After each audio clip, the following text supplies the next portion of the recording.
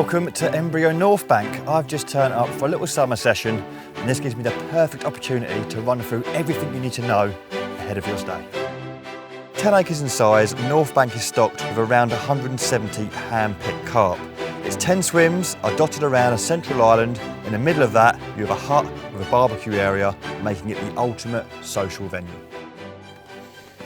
Right, let's answer some frequently asked questions. Now, first off, rods. Guys, you do not need to go out and buy new rods to fish North Bank. You don't need to go and see your pals to borrow rods. There's no big cast here at North Bank, so whatever you've got, whatever you use in your day-to-day fishing, bring them, they will be more than good enough for the job. Now that brings me on to line. I'm using the same line I use everywhere. 15-pound contour, perfect for the job. Other lines I'd recommend, 15-pound touchdown, 15-pound basics main line. Anything strong and reliable is gonna be perfect for the job. Things you don't need are like distance casting line or tapered lines. You're just not gonna need it for North Bank. Right, let's have a little talk about the fun stuff, and that is rigs. Now, what I will say is, you know, if you're already going down to your syndicate, doing extremely well, your local day to get catching lots of carp, and using certain rigs, bring them here. Now, the carp here, they're no different. They've still got fins in the mouth, and they will still pick up what you're using.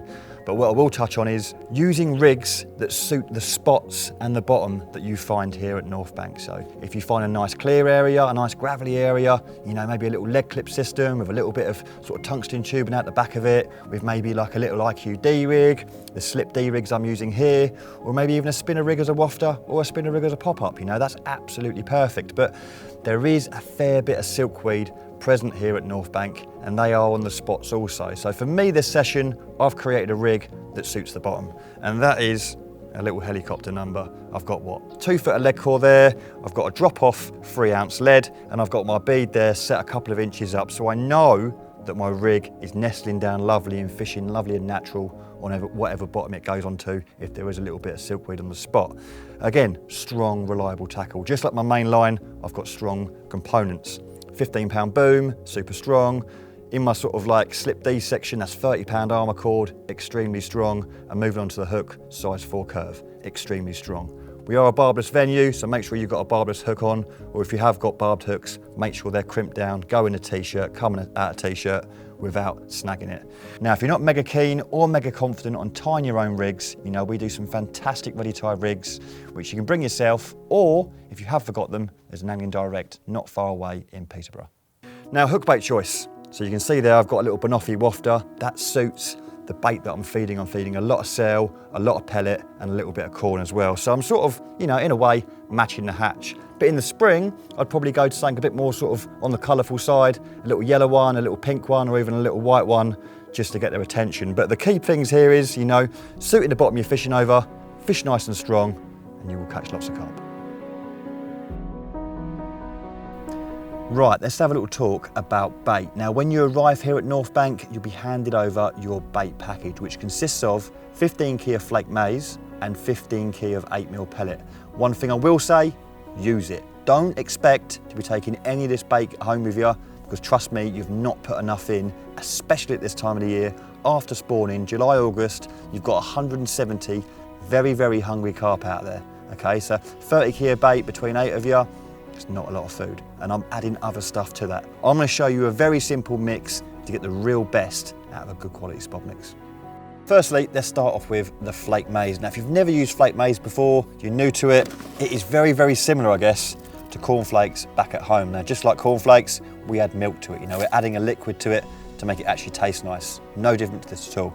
So I'm going to get myself some water, and the all-important ingredient, some smart liquid. Now, if I was to put this smart liquid straight onto the flake maize, it's just going to sort of sit on top of the flake maize rather than draw it in. So if I add some smart liquid to some water, that's going to help water it down, and then that flake maize can really absorb it. So first things first, we're going to get plenty of smart liquid into this bit of water. That should get us going. I'm going to give that a good shake. Get that water all infused with the smart liquid.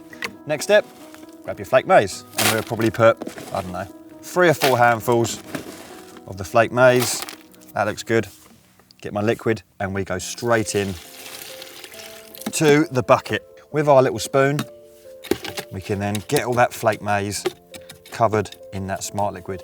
Now that will take around about 15-20 minutes for it to absorb all the water, and you want to let it absorb all of it. And in true Blue Peter fashion, we have got some already prepared. And that's what you're sort of looking at now. Okay, that flake maize really has absorbed all the liquid. It's probably tripled in size and now become very heavy, so it's going to get to the bottom, but more importantly, it really has sort of infused into that smart liquid. To this, I'm now going to add some pellets. Okay, so we're going to go with 3 or 4 handfuls of pellets. Give that a good stir around. We'll have a little look at it. We'll have a few more pellets in there, another couple of handfuls. That's looking good. Right. Lovely jubbly. And then the all-important boilies. Now I'm using cell in 10ml.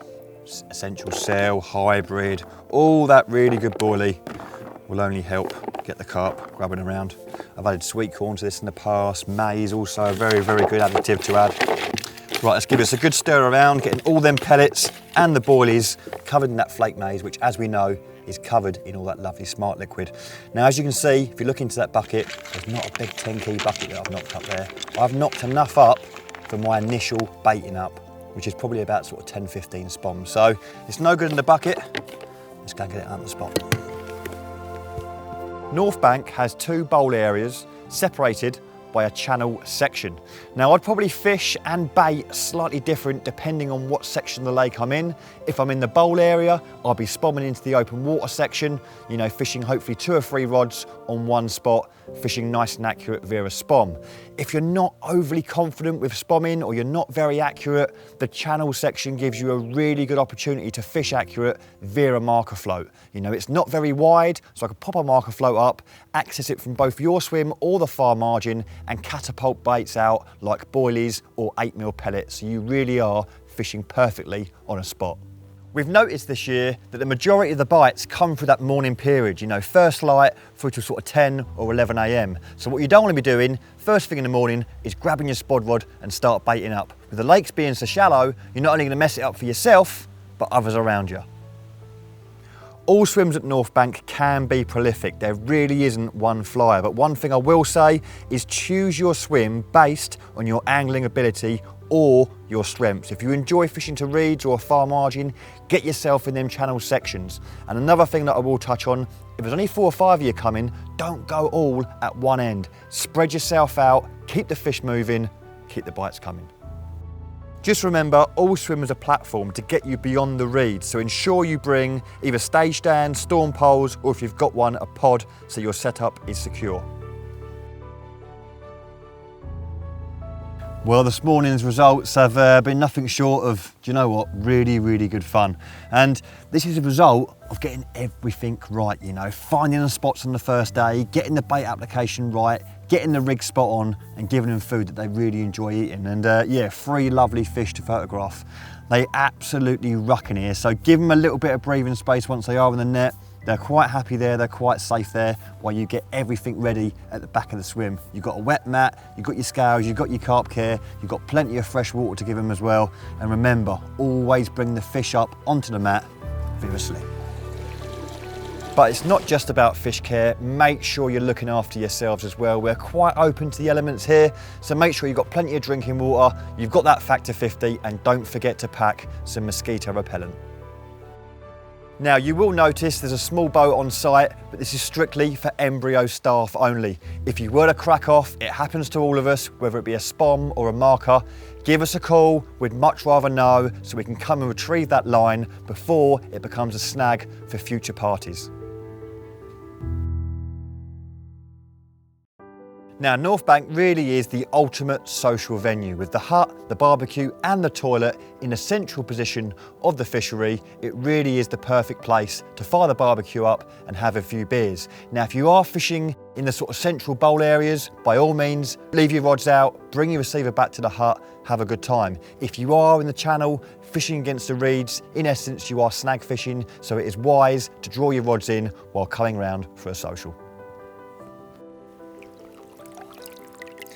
Well, there you go, a truly epic North Bank mirror. Just remember, really take your time on finding your spots, putting the correct rigs on the correct bottom, baiting super tight, because trust me, all that effort really is worth it with carp like this swimming around. I wish you all the best. Good luck.